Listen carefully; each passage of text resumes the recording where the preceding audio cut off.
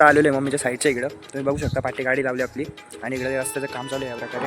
आणि आता कर्जतला पण जायचं आहे म्हणून आज जरा चांगले कपडे घातलेत. कर्जतला जाऊयात, काम करूयात आणि मग आपण आलेलो आहे. आणि आता आपल्या तुम्हाला रॅम्बो दाखवतो आमचा कुत्रा. त्याला आपण टाकायला चाललो आहे टाक, म्हणजे मट्टा या त्याला खूप आवडतो आणि तोपर्यंत खात नाही. पेडिग्री तेव्हा मी मट्टा टाकेल ना तेव्हाच खाईल बाई. तर तुम्हाला आता मी दाखवतो आम्हाला. चप